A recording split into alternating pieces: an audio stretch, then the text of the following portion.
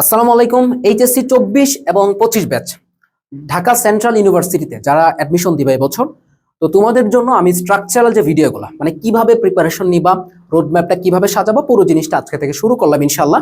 তো প্রথম যে জিনিসটা নিয়ে কথা বলবো, তুমি যেহেতু অ্যাডমিশনটা শুরু করবা, প্রিপারেশনটা শুরু করবা, পড়াশোনা হচ্ছে পরের বিষয়। আগে তোমাকে আইডেন্টিফাই করা লাগবে বা ডিসিশনটা নিতে হবে তুমি কোন সিলেবাসটা পড়বা, ফুল সিলেবাস নাকি শর্ট সিলেবাস। যে কোনো ভার্সিটি অ্যাডমিশনের ক্ষেত্রে এটা হচ্ছে তোমাদের প্রথম কনসার্ন থাকে, মানে প্রথম জিনিস যেটা যে আমার সিলেবাসটা কি হবে। সো ঢাকা সেন্ট্রালের ক্ষেত্রে তুমি কি ফুল সিলেবাস পড়বা নাকি হচ্ছে কি শর্ট সিলেবাস পড়বা, কোনটা পড়বা সেটা নিয়ে আমি একটা অ্যানালিটিক্যাল ভিডিও তোমাদেরকে দিচ্ছি, পুরো জিনিসটা অ্যানালাইসিস করে ইনশাল্লাহ তোমাদেরকে দিব। ওকে, এখন আসো ভাইয়া, ডিসিউ এমন কি হয়ে গেছে যে যেটার ক্ষেত্রে আমার ফুল নাকি শর্ট এটা বিবেচনা করতে হবে। এখানে তো না পড়েও চান্স পাওয়া যায়, এই জিনিসটা অনেকে মাথায় ঘুরপাক খায়, বাট এক্সামে বসার পরে তোমার এই জিনিসটা তুমি বুঝতে পারবা যে ডিসিউ কি জিনিস এবং কতটুকু কম্পিটিশন হয় সেটা তুমি বুঝতে পারবা। যখন এটা 7 কলেজ হিসেবে ছিল, আমার বন্ধু বান্ধব জুনিয়র অনেকেই ভালো পড়াশোনা করছে, ভালো মেরিটোরিয়াস, তারপরেও ডিসিউতে চান্স মানে 7 কলেজে চান্স পাই নাই। আমি এটা দেখে রাখছি, বুঝছো, অনেকদিন যাবত দেখে আসতেছে এই জিনিসগুলো। কিন্তু এখন যেহেতু ডিসিউ হয়ে গেছে, গতবার মোটামুটি একটা হাইপ ছিল, বাট এবছর হাইপ অনেক বেশি। যাদের কোথাও হয় নাই তাদের কিন্তু একটা মেইন টার্গেট হয়ে গেছে ডিসিউ, কারণ এটা এখন পূর্ণাঙ্গ ইউনিভার্সিটি হয়ে গেছে, একটা স্বায়ত্তশাসিত ইউনিভার্সিটি হয়ে গেছে।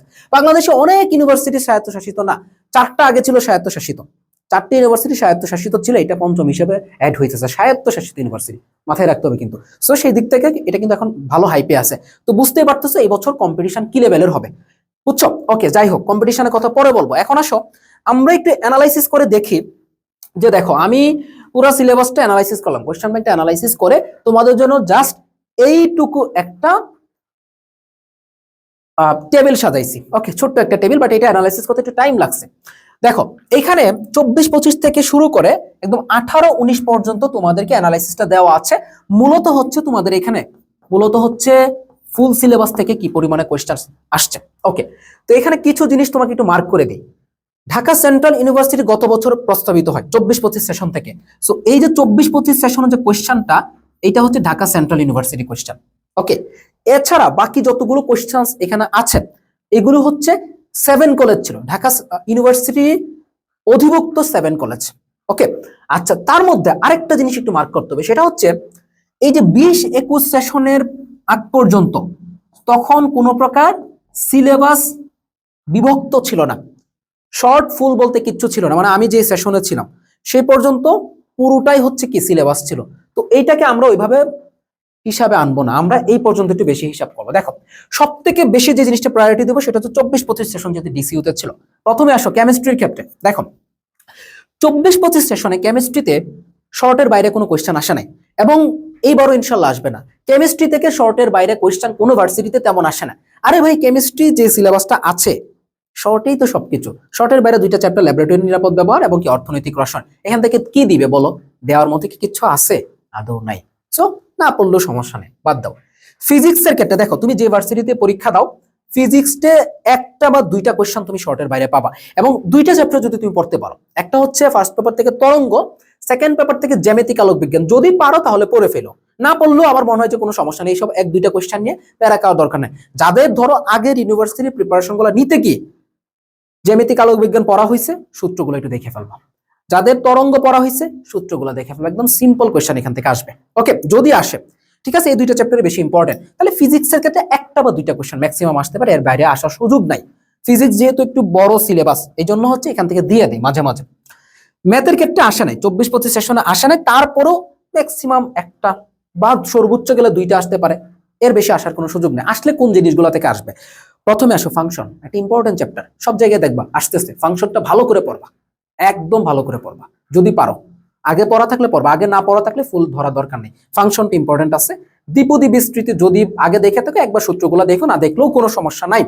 এই 2টা চ্যাপ্টারই মোটামুটি বলতে গেলে এখানে আছে, আর তেমন কিছু পড়ার দরকার নাই তোমাদের। আর বাকি যেটা আছে শর্ট সিলেবাসের দিকে ফোকাস করো, বুঝাইতে পারছি? আচ্ছা, বায়োলজি দেখো 24-25 সেশনে বায়োলজিতে একটা কোশ্চেন আসছিল। এখন বায়োলজি হচ্ছে এমন একটা সিলেবাস, এখানে শুধু শর্ট সিলেবাস থেকে কখনোই কোশ্চেন দেয় না। সব জায়গায় দেখবে, প্রত্যেকটা ভার্সিটিতে দেখবে বায়োলজি তোমার এখানে শর্টের বাইরে টাচ করবে, বুঝছো, শর্টের বাইরে টাচ করবে। সমন্বয় নিয়ন্ত্রণ টাচ করার মতো চ্যাপ্টার, তুমি যদি দেখো যে বর্জ্য নিষ্কাশন টাচ করার মতো চ্যাপ্টার, কোষ রসায়ন টাচ করার মতো চ্যাপ্টার, এখানে বায়োলজির ক্ষেত্রে বিশেষ করে তোমরা কোষ রসায়ন চ্যাপ্টারটা একটু গুরুত্ব দিতে পারো। যদি আগে পড়া থাকে, আগে না পড়া থাকলে দরকার নাই, বাদ দিবা। ঠিক আছে, এখন আসো বায়োলজির যে শর্টের বাইরের কোশ্চেনের কথা বলি। অনেক ক্ষেত্রে এরকম হয় যে বায়োলজির যে কোশ্চেনটাকে আমরা হয়তো বা শর্টের বাইরে ধরতেছি, এই কোশ্চেনটা শর্ট সিলেবাসের কোনো জায়গার কোশ্চেন, বাট হয়তোবা আমাদের দৃষ্টিতে মনে হয় যেটা হয়তো বা শর্টের বাইরের কোনো একটা কোশ্চেন। যেমন ধরো আমি যদি বলি জীব প্রযুক্তি থেকে তোমার যদি ইন্টারফেরন থেকে একটা কোশ্চেন দিয়ে দেই, দিতে পারে। আচ্ছা, সেম ইন্টারফেরন কিন্তু তোমার আমাদের মানব জীবনের প্রতিরক্ষা ওই চ্যাপ্টারটাতেও আছে, তো ওখান থেকেও আমরা আমরা ধরে নিতে পারি যে ওইটা ওখান থেকে আসছে, হইতেই পারে। তো এগুলো আসলে ওইভাবে আমরা চিন্তা করার কোনো সুযোগ নাই। সো তুমি বায়োলজি একটা বা দুইটা কোশ্চেন তুমি শর্টের বাইরে পাবা, তবে আমি মনে করি শর্টটাই ভালো করে পড়ো, শর্টের বাইরে না পড়া থাকলে ধরার দরকার নাই। ওকে, সো দেখো 24-25 সেশনে জাস্ট 100টা কোশ্চেনের মধ্যে, মানে 100 মার্কের মধ্যে তুমি জাস্ট 2টা কোশ্চেন হচ্ছে, মাত্র 2টা মার্ক হচ্ছে তুমি ফুল সিলেবাস থেকে পাইছো। তাহলে তোমার কি মনে হয় ফুল সিলেবাস পড়া উচিত?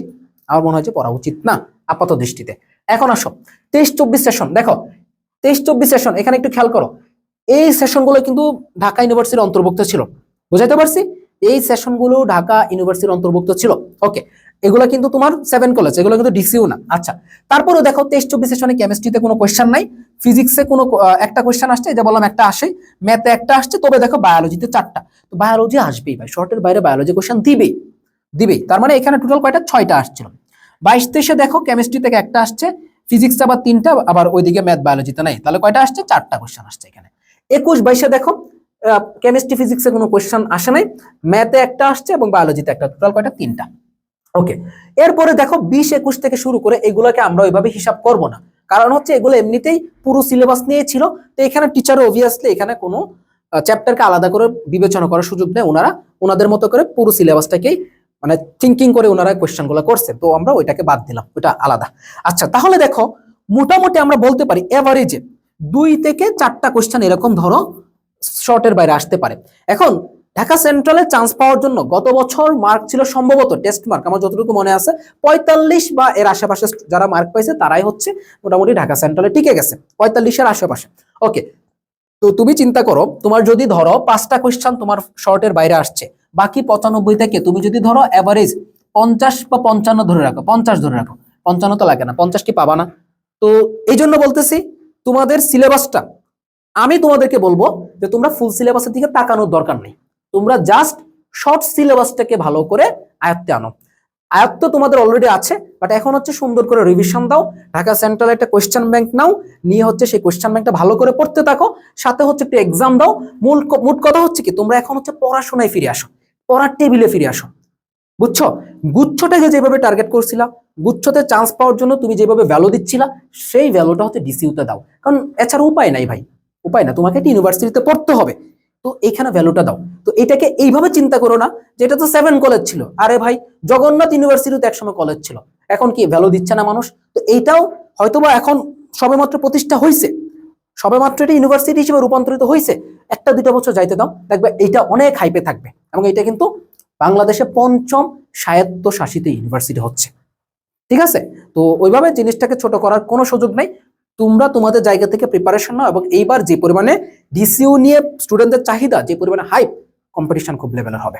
ওকে, তো সুন্দর করে প্রিপারেশন নাও এবং অ্যানালাইসিসটা করে দেখালাম, জাস্ট সুন্দর করে একদম চোখ বন্ধ করে একদম হচ্ছে তোমরা শর্ট সিলেবাসের দিকে ফোকাস করো। ওকে, তো ভাইয়া পুরো অ্যানালাইসিসটা তোমাদেরকে দেখাই দিচ্ছি। এখন যারা পড়ার টেবিলে ফিরে আসতে চাচ্ছ, আমাদের হচ্ছে ডিসিউ নিয়ে একটা ক্র্যাশ কোর্স আছে, যেটা তো হচ্ছে আমি মূলত তোমাদের রিভিশন ক্লাস যেগুলো আছে, আমাদের 11টা ম্যারাথন ক্লাস হবে রিভিশনের জন্য, আর মেইনলি ফোকাস হচ্ছে আমাদের এক্সামগুলোতে, এক্সামগুলো দিবা তোমরা, রিভিশন দিবা, এক্সাম দিবা, রিভিশন দিবা, শেষ। লাস্টে হচ্ছে আমরা তোমাদেরকে 11টা ম্যারাথন ক্লাস নেওয়া দেবো, এবং ম্যারাথন ক্লাস থেকে এজ ইউজুয়াল অন্যান্য ইউনিভার্সিটির মতো ইনশাল্লাহ কমন পাবা, এটা বলার কোনো বাহুল্য নাই। দেখো, তো এখানে পেপার ফাইনাল আছে, সাবজেক্ট ফাইনাল আছে, final model test, printed model test আমরা 5টা রাখছি এখানে, এবং লাস্টে হচ্ছে আমাদের ডিসিউ লাস্ট ফাইট সাজেশনটা দিয়ে দিব। তো কোর্সটা হচ্ছে আমাদের 19 মে থেকে, শোনো 19 মে থেকে আমরা এক্সামগুলো শুরু করব, ঈদের পর হচ্ছে আমাদের এটা ক্লাসগুলো শুরু হবে। সো আমরা 17ই মে পর্যন্ত হচ্ছে কোর্সের ফিটা রাখতেছি 199 টাকা, 17ই মে এর পরে 399 টাকা হয়ে যাবে। তো যারা এনরোল করতে চাও, আমাদের যে হোয়াটসঅ্যাপ নাম্বারটা দেওয়া থাকে এটাতে নক করতে পারো, অথবা সরাসরি অসমিয়ামের যে ওয়েবসাইট আছে osmiamedu.com, সেখানে গিয়ে ওয়েবসাইট থেকে এনরোল করে ফেলতে পারো। ঠিক আছে, সবাই ভালো থাকো, সুস্থ থাকো, এবং সুন্দর করে একটা প্রিপারেশন নাও ডিসিও এর জন্য। আল্লাহ হাফেজ।